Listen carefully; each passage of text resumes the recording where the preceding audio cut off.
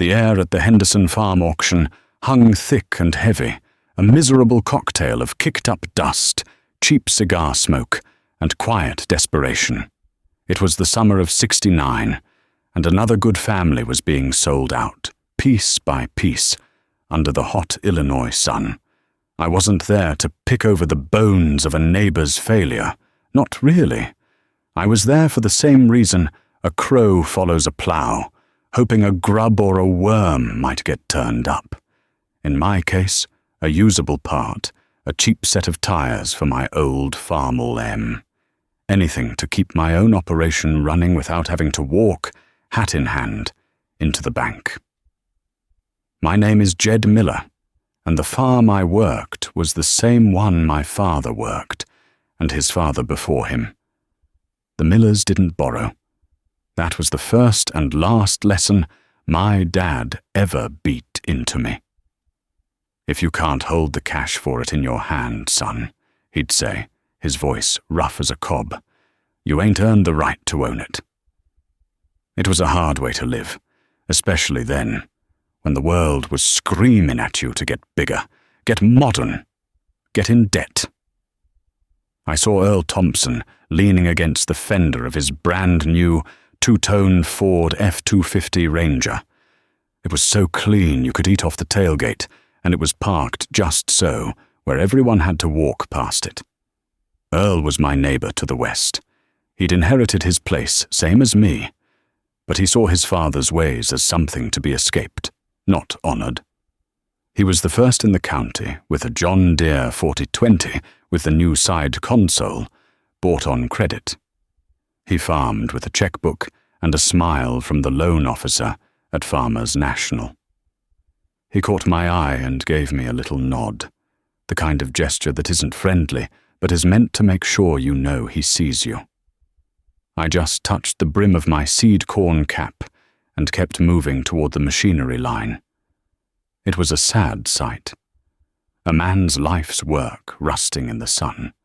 A John Deere 60 with a cracked block, a New Holland baler with busted tines, a grain truck with more rust than paint. The auctioneer, a fast-talking fella named Gus, was rattling through the small stuff, trying to build a rhythm. But the crowd was quiet, respectful. They knew it could be them next. Then I saw it.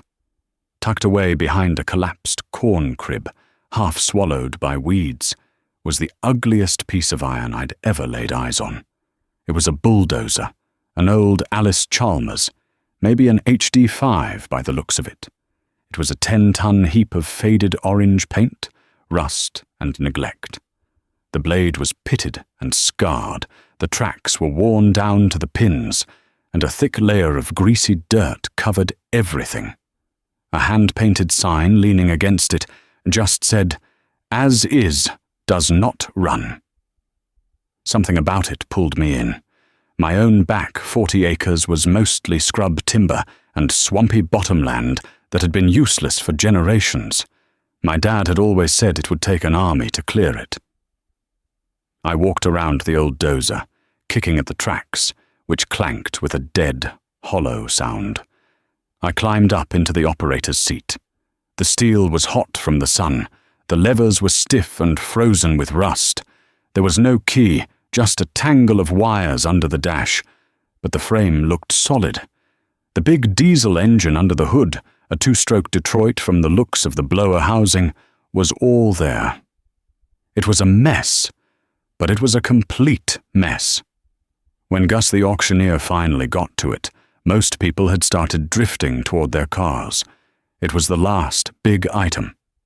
The one nobody wanted.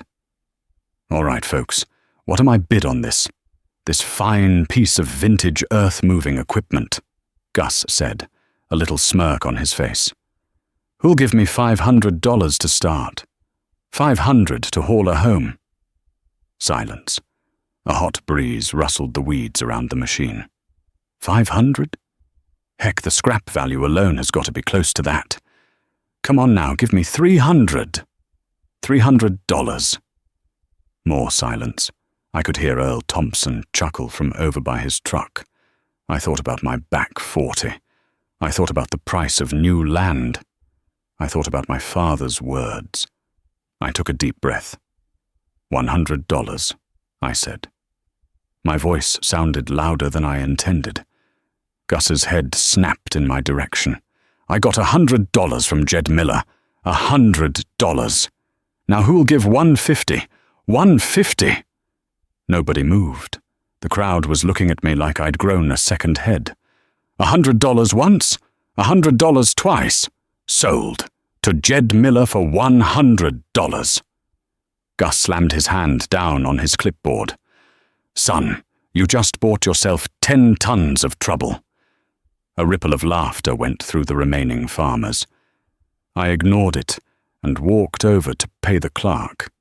As I was counting out 5 worn $20 bills, Earl Thompson came up behind me. He smelled of Old Spice and easy credit. $100, Miller, he said, shaking his head with a grin. My boy's got a Tonka truck in his sandbox that's in better shape. What in the hell you plan to do with that thing? Use it as a boat anchor? Got some land I need to clear, I said, not looking at him. Clear land? He laughed out loud now. You'll spend $1,000 just getting that thing to move, and another 1,000 in busted knuckles. You should have just come to me. I'd have cleared that land for you with my 40-20 and my new disc plow. Could have financed it for you. Real easy terms. I don't finance, Earl, I said, folding my receipt and putting it in my pocket. You know that. Yeah, I know, he said, his voice dropping a little, taking on a pitying tone. And that's why you're still scratching a living out of 160 acres with your daddy's old tractors while the rest of us are moving into the future. You're a dinosaur, Jed. And that thing you just bought, that's the fossil you're gonna ride to extinction. He clapped me on the shoulder, a gesture that was supposed to seem friendly, but felt more like a shove. Then he walked back to his shiny new truck and drove off, leaving me in a cloud of dust and smug satisfaction. I stood there for a long time, looking at the mountain of rust I now owned. Dinosaur, he'd called me. Maybe he was right. Getting it home was the first test. It was 12 miles from the Henderson place to mine, and the Dozer weighed more than my old C60 grain truck was ever meant to handle. I had to pay a kid $20 to tow it out of the weeds with his tractor. Then, using a couple of heavy railroad ties for a ramp and my truck's winch, I spent the better part of 3 hours inching that 10-ton beast onto my flatbed trailer. The tires on the trailer squatted down until they were nearly flat, and the back of my truck sagged like an old sway-backed horse. The drive home was the longest 12 miles of my life. I kept it under 10 miles an hour, the truck groaning in its lowest gear, the engine screaming. Every farmer, every wife, every kid in the county saw me that day, creeping down the road with my ridiculous prize. They stared, they pointed, and I'm sure they laughed. But before I tell you how I got that old Detroit diesel to fire up for the first time in a decade, I've got to ask you folks something. What's the biggest, rustiest, most hopeless piece of junk you've ever dragged home from a sale or a scrap yard, convinced you could breathe life back into it? I want to hear about that old tractor, that forgotten truck, that piece of equipment everyone else called scrap. Drop a comment down below and tell me your story. I bet there are some good ones out there. For the next 2 months, that Alice Chalmers HD5 became my obsession. I'd finish my chores, tend to the corn and the beans, and then, as the sun started to dip low, I'd head to the barn where the Dozer sat like a patient on an operating table. Earl was right about one thing. It was trouble. The engine was seized up tighter than a banker's fist. The first step was to see if I could break it loose. I pulled the big injectors out of the head, revealing the tops of the pistons. They were caked in carbon and rust. I spent a week pouring a mixture of transmission fluid and acetone down into the cylinders, a home-brewed penetrating oil my dad had sworn by. Every morning and every night, I'd add more, hoping it would creep down past the piston rings and break the bond of rust. The whole barn started to smell like a chemical plant. My wife, Sarah, would bring me out a mason jar of iced tea in the evenings. She never said a word against the project, but I could see the worry in her eyes. That $100 was our entire rainy day fund, and the hours I was spending on the dozer were hours I wasn't mending fences or tuning up the combine for the fall harvest. "How's it coming?" she'd ask, her voice soft. "It's coming," I'd lie, wiping grease from my hands onto an already black rag. After a week of soaking, I put a 4-foot breaker bar on the big nut on the front of the crankshaft. I pulled until my muscles screamed and sweat dripped into my eyes. Nothing. It wouldn't budge a millimeter. I felt a cold knot of dread in my stomach. Maybe Earl and everyone else was right. Maybe I'd just bought a $100 monument to my own stubborn pride. I didn't give up. I jacked up one side of the dozer and pulled the track off, a brutal, filthy job of driving out the master pin with a sledgehammer and a drift. This gave me better access to the engine. I built a small fire in a steel barrel next to the barn and heated the engine block with a torch, hoping the expansion would help. Then, with the breaker bar in place, I gave it everything I had. I put my whole body into it, my boots slipping on the oily concrete floor, and then I heard it. Not a loud crack, but a low, deep groan. A sound that travelled up the steel bar and into my bones. It moved, just a fraction of an inch. But it moved. A wave of relief washed over me, so powerful my knees felt weak. It wasn't scrap. It had a chance. Over the next few weeks, I worked it back and forth, a quarter of an inch at a time, adding more oil, until finally the crankshaft made a full, glorious rotation.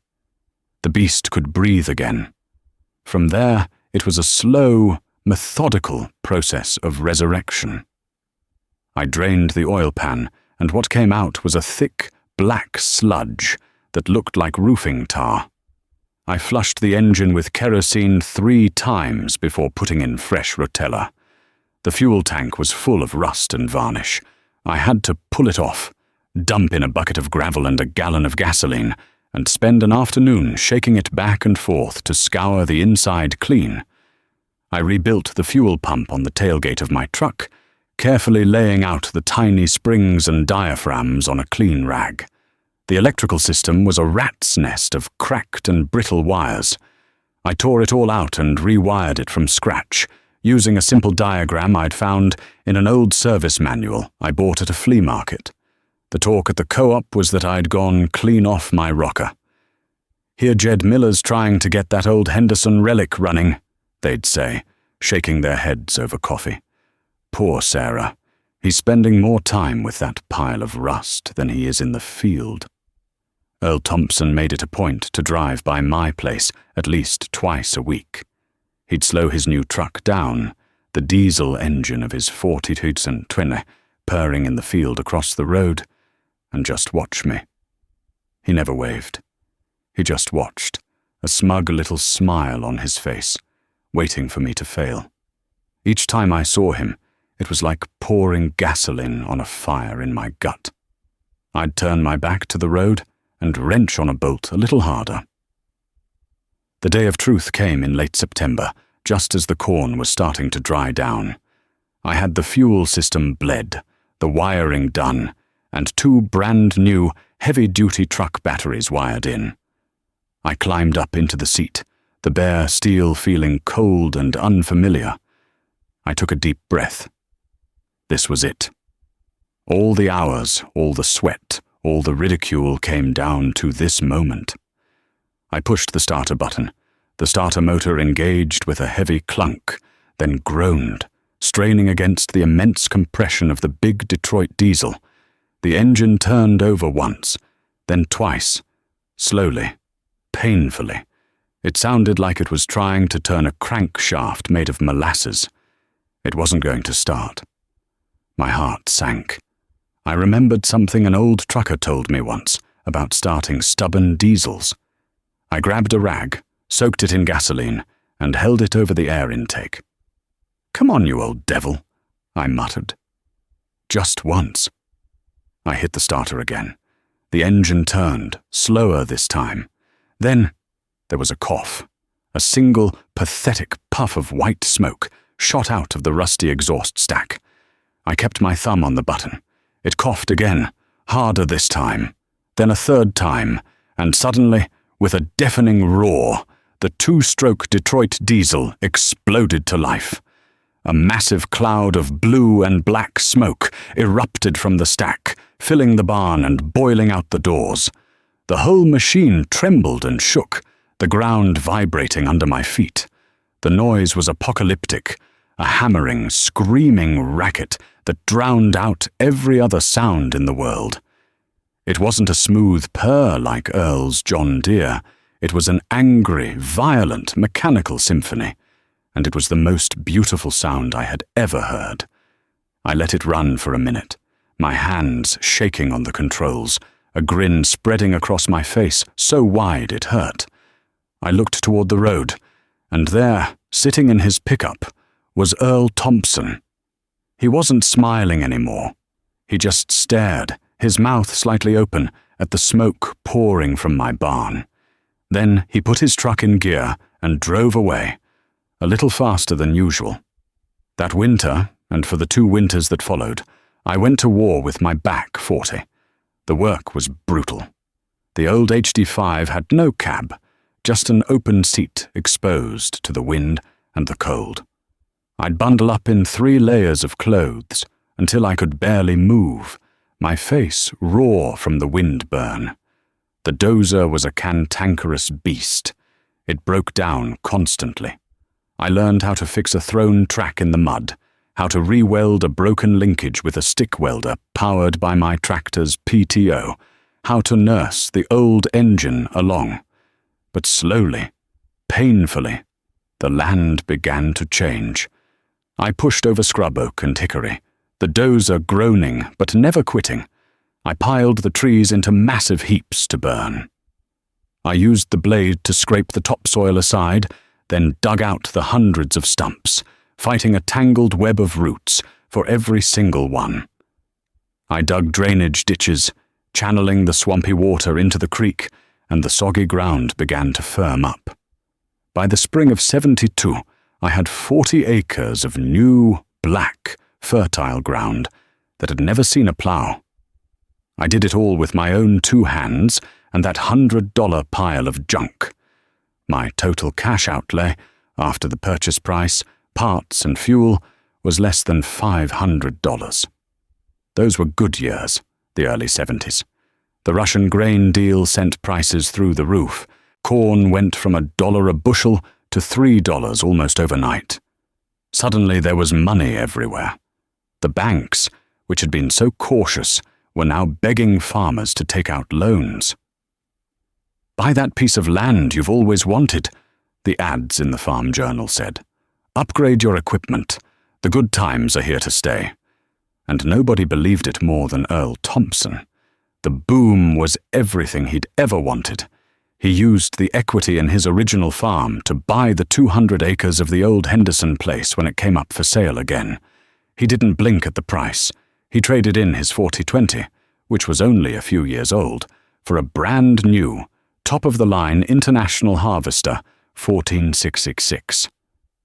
It was a monster, with over 145 horsepower, a deluxe cab with air conditioning, and a radio, and dual rear wheels.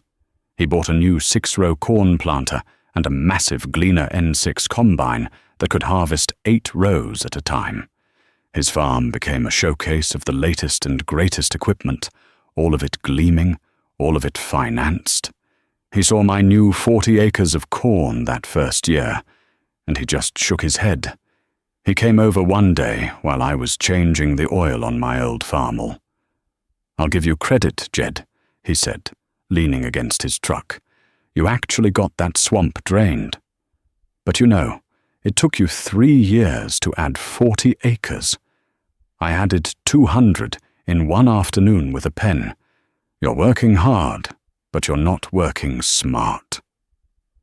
"This 40 is paid for, Earl," I said, tightening the drain plug. "Can you say the same about your 200? He laughed. "Debt is how you grow, Jed. It's a tool. You use the bank's money to make more money. It's the modern way. You're still stuck in your daddy's world. While you're out here saving pennies, the rest of us are making dollars." He was right, in a way. The money was rolling in for him. He and his wife took a vacation to Hawaii that winter. He bought a new boat. To everyone in the county, Earl Thompson was the picture of success. And I, with my old tractors and my patched-up Dozer, was the fool who was getting left behind. The whispers at the co-op changed from "Miller's crazy" to "poor old Miller just can't get ahead." I ignored them. The extra income from those 40 acres was a godsend. But I didn't spend it on new iron. I paid off my operating note at the bank the day I sold my grain. I put a new roof on the barn. I bought Sarah the new sewing machine she'd wanted for years. And the rest, I put away. I put it in a savings account at the bank, earning a measly 5% interest. I was building a dam, one sandbag at a time, for a flood I couldn't see, but could feel coming in my bones.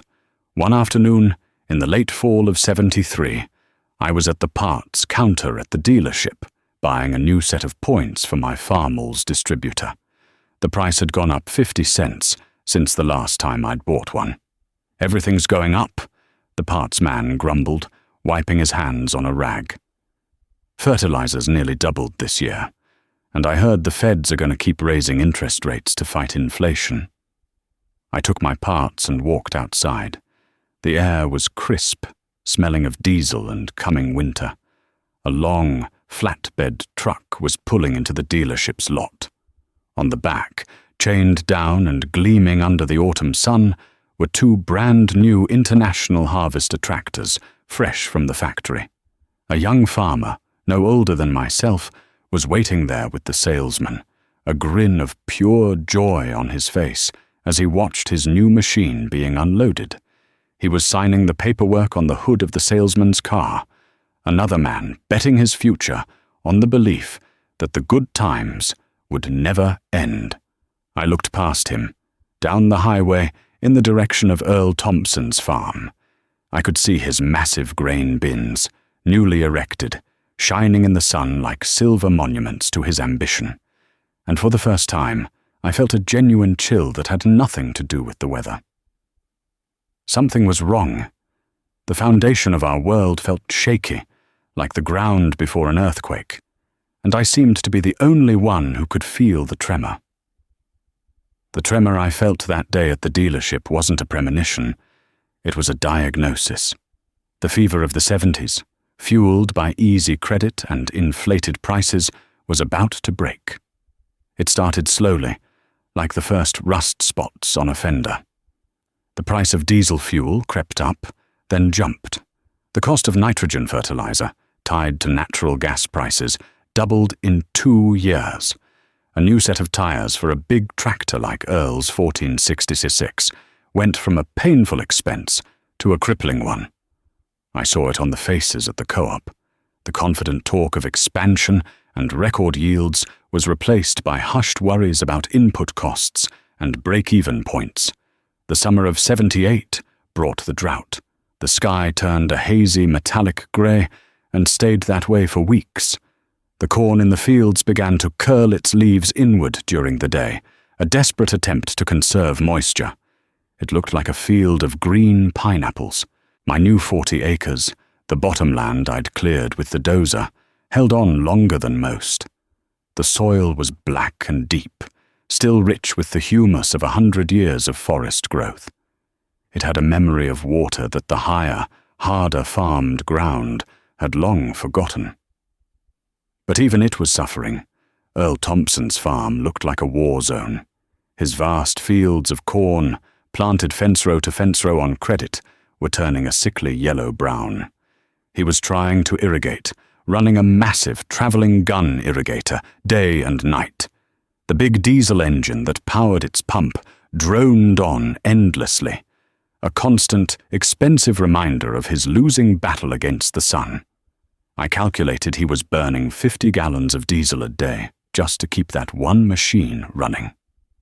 One sweltering afternoon in July, I was cultivating my beans with the old farmel, kicking up clouds of fine grey dust. I saw Earl's big International tractor sitting motionless in the middle of his field, heat shimmering off its red paint. A dealer's service truck was parked next to it. I watched for an hour as the mechanic worked, his white truck a tiny island in a sea of dying corn. Finally, the mechanic packed up his tools and drove away, and the tractor didn't move. Later that week, I saw Earl at the gas station. He looked 10 years older than he had the year before. His face was drawn, his eyes tired. "Saw you had the dealer out," I said, keeping my voice neutral. He sighed, running a greasy hand through his hair. Hydraulic pump went out on the 1466. Took the mechanic 2 days to get the part. 2 days. And the bill? He shook his head, not finishing the sentence. $700 for the pump, $400 for the labor, $1,100 to sit dead in the field while my crop burns up. I just nodded. The points and condenser I'd put in my farmel that spring had cost me $6.50. I did the work myself in 15 minutes. The drought finally broke in August. Not with a gentle, soaking rain, but with a storm of biblical fury. The sky turned a bruised, greenish black. The wind came first, tearing leaves from the trees, then came the hail. It started as pea-sized stones, then marbles, then golf balls. It hammered against the tin roof of our barn with a deafening roar, a sound like 1,000 hammers beating on an anvil. Sarah and I stood at the kitchen window, watching the storm shred the world. In 20 minutes, it was over. The sun came out, and the world glittered as if it were covered in broken glass. My corn was beaten down, the leaves stripped, the stalks leaning drunkenly. I figured I lost 30% of my yield right there. It was a bad blow. But when I drove down the road past Earl's place, my heart sank. His fields were gone. They weren't just damaged, they were annihilated. The hail had pounded his already weakened corn and beans into a tangled, shredded mat of green pulp. There was nothing left to harvest. He had crop insurance, of course, but it would only cover his direct costs. It wouldn't touch the mountain of debt he'd built, the payments on the land, the new bins, the massive machinery. The cracks in his empire had just been split wide open by a hammer from the sky. The years that followed were like a slow-motion collapse. The world changed. In 1980, President Carter announced a grain embargo against the Soviet Union in response to their invasion of Afghanistan. Just like that, our biggest customer was gone. The bottom fell out of the corn and soybean markets. Prices plunged to levels we hadn't seen in a decade. At the same time, the Federal Reserve, in a desperate war against inflation, cranked interest rates up to the sky. The prime rate, the number the banks based everything on, hit an unbelievable 21%. For me, it was a time to batten down the hatches. My savings account, that little bit of money I'd been putting away, was suddenly a lifeline. I paid cash for everything: fuel, seed, fertilizer. I had no loan payments, no interest bleeding me dry. My old, simple machinery became my greatest asset. When the water pump on my grain truck failed during harvest, I bought a rebuild kit for $12 and fixed it on the shop floor. When the clutch went out on the farmel, I split the tractor myself with a couple of floor jacks and a chain hoist. A 2-day job that cost me $90 in parts. I kept my head down and worked. I wasn't making money, but I wasn't losing it either. I was surviving. For Earl Thompson, it was a death spiral. His operating loans from the bank, which had been at 8%, were now variable rate loans. They reset at 18, then 19, then 20%. The interest alone was more than he could ever hope to make on a crop, even in a good year.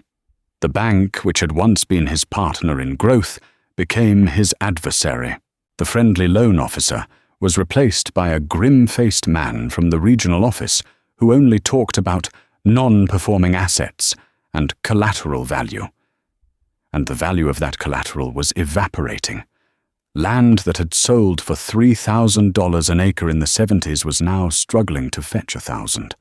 Earl was underwater, his debts far exceeding the value of his farm. He was trapped. The whispers at the co-op turned dark. It wasn't about who bought the newest tractor anymore. It was about who had received a foreclosure notice. Every week, it seemed, another family we'd known our whole lives was being sold out. Good, hard-working people who had done exactly what the banks and the experts had told them to do. Get big or get out. They had gotten big, and now they were being forced out. The notice for the Earl Thompson auction appeared in the paper on a cold, grey day in November of 1982. It felt like reading an obituary. The list of equipment was a testament to a broken dream.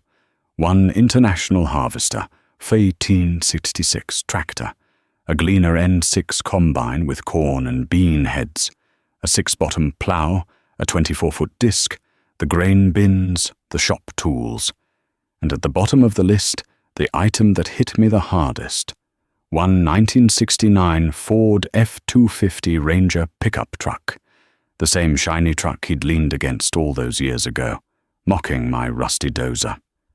The day of the auction was a mirror image of the Henderson sale 13 years earlier, only colder and sadder. The optimism of the 60s was gone, replaced by a grim, fearful silence. The crowd was thin. No one had money to spend, and no one wanted to be seen picking over the carcass of a neighbor's farm. I saw Earl standing near the house, his shoulders slumped inside his worn jacket. He wasn't the proud, confident man I had known. He was a ghost, haunted by the life that was being dismantled before his eyes. His wife stood beside him, her face a stoic mask, but her hands were twisting the strap of her purse over and over. They looked lost and terribly alone. I didn't feel a shred of vindication. I just felt a profound, aching sorrow. This wasn't a victory for my way of life. It was a tragedy for our community. The auctioneer, the same Gus from all those years ago, sounded subdued. His usual fast-talking patter was gone, replaced by a tired, almost apologetic tone. He knew these people. He knew he was selling more than just iron and steel. He was selling a family's history and their future. The bidding was slow, the prices heartbreakingly low. The massive 1466, which Earl had paid over $20,000 for, sold for $6,000. The Gleaner combine, a $70,000 machine, brought $12,000. It was a slaughter. The bankers stood off to the side, stone-faced, tallying the numbers on their clipboards. Then Gus moved to a row of older equipment that had been tucked away behind a shed. It was the stuff that had come with the Henderson place when Earl bought it. And there, sitting in the weeds, was the John Deere 4020, the one from 1969, with the new side console, the tractor Earl had been so proud of, the one he'd used as the yardstick to measure my failure. It was faded and dirty, one rear tire flat, but it was all there. "All right, folks, what have we here?" Gus said, trying to sound cheerful. "A classic John Deere 40-20, a real workhorse. Doesn't run, Battery's dead, but the engine's loose. Who'll give me $1,000 for it?" Silence. $1,000 was a lot of money when corn was $2 a bushel. 1,000? Come on now, give me 800. $800 for a 40/20. More silence. I looked over at Earl. He was staring at that tractor, and in his eyes, I saw a flicker of the man he used to be. That tractor wasn't just a machine. It was a symbol of the beginning of his dream, before it had curdled into a nightmare of debt. I thought about my Farmall M. It was a good tractor, but it was getting tired. I thought about the 40 acres of land that was mine, free and clear. I thought about my father's words, and I thought about Earl's. Dinosaur, he'd called me. Maybe so. But the dinosaurs had ruled the earth for a very long time. I raised my hand. $500, I said. My voice was quiet, but it cut through the cold air. Gus's eyes found me. "I got 500 from Jed Miller. Who'll give 6? The crowd looked at me, then at the tractor, then back at me. No one spoke. They knew my story. They knew I didn't have any money, or so they thought. They knew I didn't borrow. 500 once, 500 twice. Gus looked around one last time. Sold to Jed Miller for $500. After the sale was over and the last of the bargain hunters had drifted away, I walked over to the clerk's table and paid for the tractor, counting out the cash from a worn envelope. Then I walked over to where Earl was standing alone, watching the bank representatives put a lock on his workshop door. He heard my footsteps and turned. His face was a mask of exhaustion and shame. He wouldn't meet my eyes. "I heard you bought the 40 or 20, he said, his voice raspy. "Yeah," I said. "Always thought it was a good tractor." He gave a short, bitter laugh. A lot of good it did me. We stood there in silence for a long minute. The only sound was the wind whistling through the bare branches of the maple tree in the yard. "Earl," I said finally, "I'm going to need to get that tractor moved over to my place. I was wondering if you'd give me a hand getting it started." He looked at me then, his eyes full of confusion. "Why?" "Because you know that machine better than anyone," I said. "And besides," I took a breath, "once we get it running, I'll have more tractor than I have work. I'd be willing to rent it out. For cheap. To a good operator who might be looking for some custom work to pick up." He stared at me, his mouth slightly open. He understood what I was offering. It wasn't charity. It was a chance to work. A chance to hold on to a piece of his pride, to run a machine he knew and loved, to earn a living with his own 2 hands again. Tears welled up in his eyes, the first I had ever seen him show. He looked away, toward the fields that were no longer his. He swiped at his face with the back of his worn leather glove. "Yeah, Jed," he said, his voice thick with emotion. "Yeah, I can help you with that." He stuck out his hand. I took it. His grip was still strong. In that handshake, 13 years of rivalry and resentment washed away, leaving only 2 farmers, 2 neighbors, standing together in the wreckage of a broken time. The story of that day at the auction spread through the county faster than a grass fire. The talk at the co-op changed for good. No one called me a dinosaur anymore. They called me smart. They called me steady. Some of the younger guys, the ones who were barely hanging on, started stopping by my farm. They wouldn't ask for money. They'd ask for advice. How to rebuild a carburetor instead of buying a new one. How to get by without the newest, biggest equipment. I'd show them what I knew, just as my father had shown me. I told them about the Dozer. I told them about the difference between an asset and a liability. Earl and I got the 40/20 running. It took a new battery, a full cleaning of the fuel system, and a lot of patience, but that old diesel engine fired up with a plume of black smoke and settled into the familiar, reassuring rhythm that John Deere owners love. Earl started doing custom work with it, ploughing and planting for other farmers who had sold their own equipment. He worked harder than I'd ever seen him work. He and his wife moved into a small rental house in town. It was a hard life, but they were survivors. They were paying their own way. Some evenings, he'd stop by my place, and we'd sit in the shop and talk for hours about engines and weather and the price of corn. We never talked about the auction. We didn't have to. Years passed. The farm economy slowly healed. My son, Michael, grew up strong and smart. He had my hands, but he had his mother's quiet intelligence.